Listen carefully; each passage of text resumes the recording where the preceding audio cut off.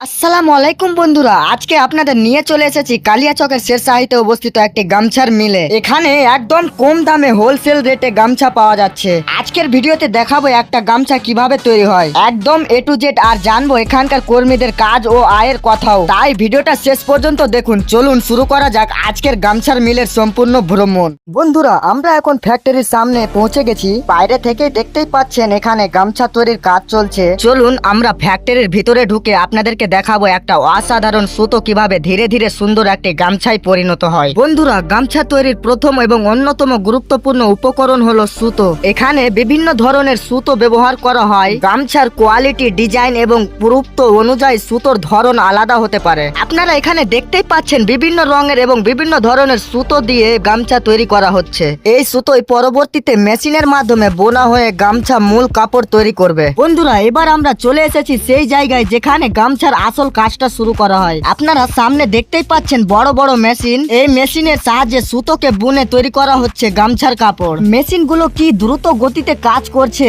সেটা আপনারা নিজের চোখেই দেখতে পাচ্ছেন। একদিকে সুতো যাচ্ছে আর অন্যদিকে ধীরে ধীরে তৈরি হচ্ছে গামছার কাপড়। এখানে কাজটা দেখতে যতটা সহজ মনে হচ্ছে, আসলে কিন্তু এর পেছনে রয়েছে অনেক পরিশ্রম, দক্ষতা এবং অভিজ্ঞতা। বন্ধুরা, শুধু কাপড় তৈরি করলে তো গামছা তৈরি হয়ে গেল না।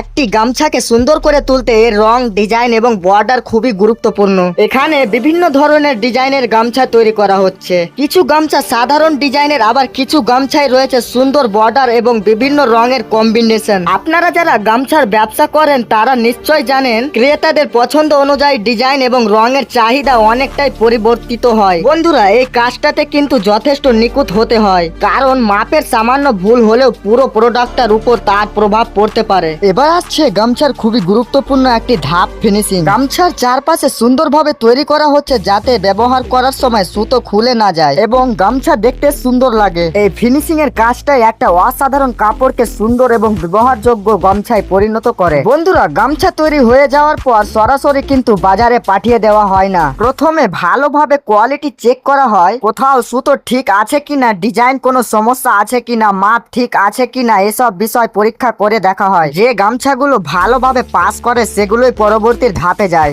এবার তৈরি হয়ে গেল আমাদের গামছা। বন্ধুরা, এখান থেকে গামছাগুলো বিভিন্ন দোকান, বাজার এবং ব্যবসায়ীদের কাছে পৌঁছে যায়। বন্ধুরা, আপনারা যদি গামছা হোলসেলে কিনতে চান তাহলে স্ক্রিনে দেওয়া নম্বরে কন্ট্যাক্ট করতে পারেন। এখানে খুবই কম দামে গামছা পাওয়া যাচ্ছে। আর এবার এখানকার স্টাফদের কাছ থেকে জেনে নেব তারা দিনে কত ঘন্টা কাজ করেন এবং এই কাজ থেকে কত টাকা ইনকাম করেন। চলুন তাদের কাছ থেকে শুনে নিই।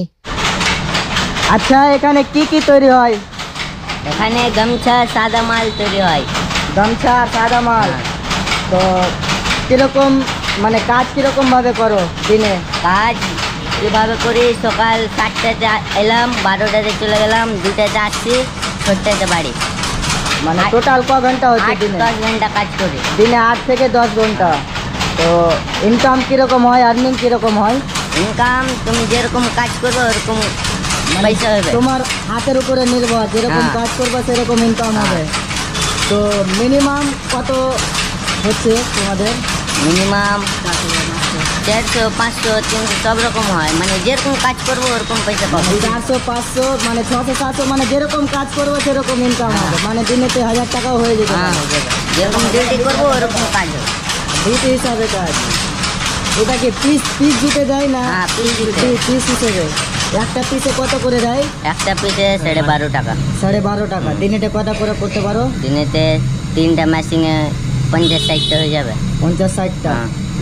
তো বন্ধুরা, আপনারা শুনতে পেলেন, এখানে দিনে 600 থেকে 700 টাকা শুরু করে কাজ অনুযায়ী 1000-1200 টাকা পর্যন্ত ইনকাম হচ্ছে। তো বন্ধুরা, এই ছিল আজকের কালিয়াচকের শেরশাহী এলাকার গামছার মিল, যেখানে হোলসেল দামে গামছা পাওয়া যায়। জায়গাটা মনে রাখবেন, কালিয়াচক থেকে প্রায় 3 কিলোমিটার ভিতরে শেরশাহী বাজার আর শেরশাহী স্ট্যান্ডের মাঝখানে রয়েছে এই মিল। ভিডিওটি আপনাদের ভালো লাগলে অবশ্যই লাইক, কমেন্ট, শেয়ার করবেন। এমন আরো ফ্যাক্টরি, হোলসেল মার্কেট এবং ব্যবসার ভিডিও দেখতে আমাদের পেজটি ফলো করে পাশে থাকবেন। সবাই ভালো থাকবেন, সুস্থ থাকবেন। আবার দেখা হবে নতুন কোনো জায়গা ও নতুন একটা ভিডিও নিয়ে। আসসালামু আলাইকুম।